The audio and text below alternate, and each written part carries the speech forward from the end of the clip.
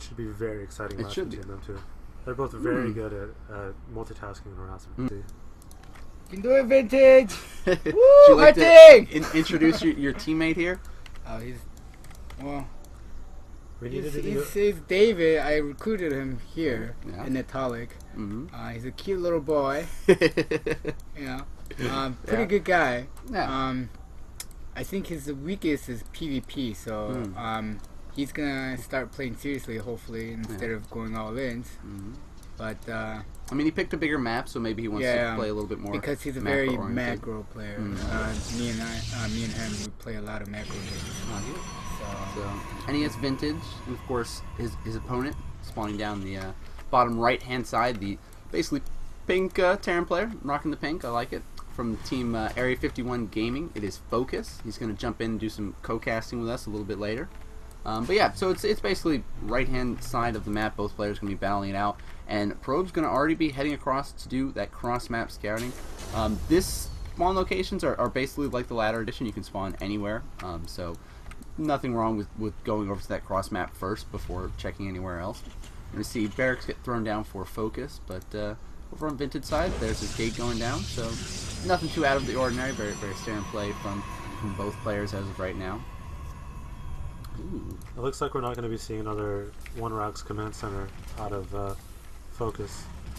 We need to see if he adds on another second gas, because that will dictate his tech path and how late he chooses to expand, if he wants to go Banshees or not. So Vintage will be scouting his opponent last, but it looks like Focus will also be scouting his opponent last. Both players, I mean, scouting to the left, that's player's choice. I think I usually scout to the left as well, I don't know.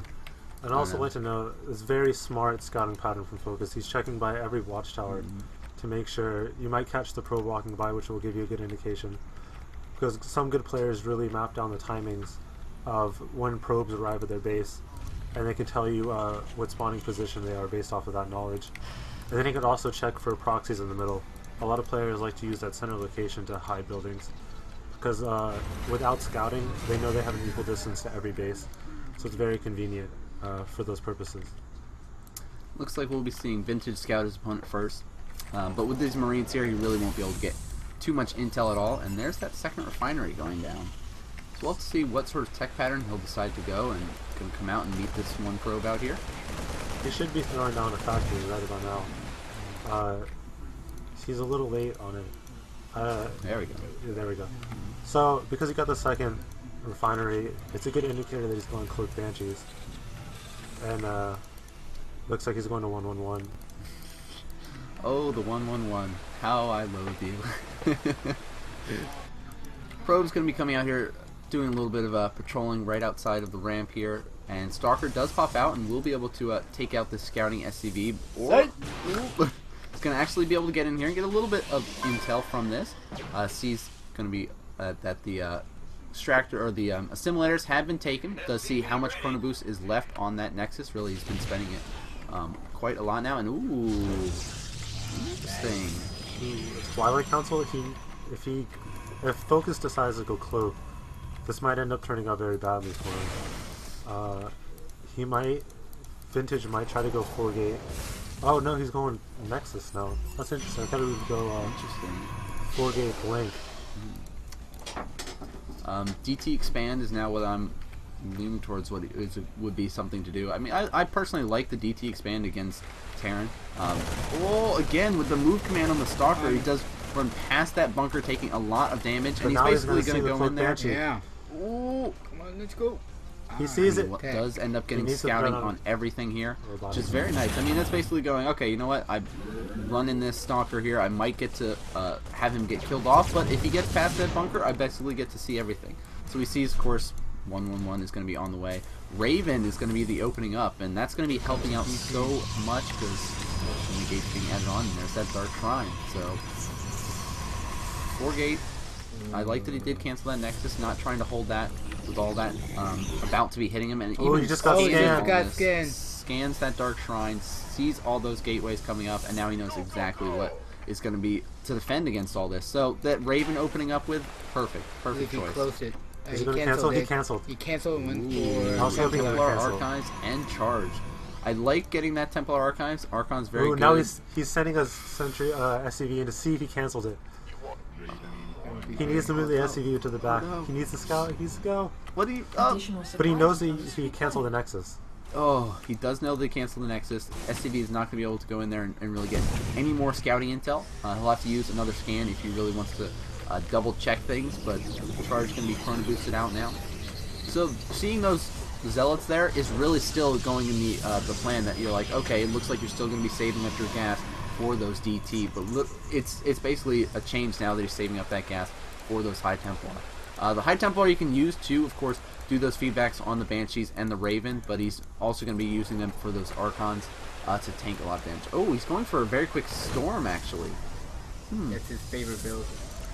Interesting. Charge lot and yeah, Storm he usually just storms and just goes straight to Archons and just push with charge lot. That's what he usually does. Against her, too. I mean, Storm is very, very effective. We see, of course, SCV going to be heading on out to scout again. I really, really like how active Focus is with sending out those SCVs to get an idea of what his opponent is doing. And he's going to get up here and be able to see those High Templar, actually. And without Medivacs. Ooh, and saw that charge was finished up here. Yeah. Without Medivacs, this Storm's going to be very powerful. Because those Marines are going to die fast. If they don't die, they're going to have super low health. So, going to be pulling those SCVs with this as well. One Raven, one Banshee, 2 Siege Tanks with Siege Mode, and quite a lot of Marines mixed in here. 18 Marines. Psionic Storm is not yet finished. It looks like he's going to go out and meet this army here. Going to try to go up, but Watchtower does have the control of Focus. He's got to be very careful. Sieges up and backs on up here, waiting. Psionic Storm does finish up. Ooh, he could also feed back the Raven and cancel out the point defense drone.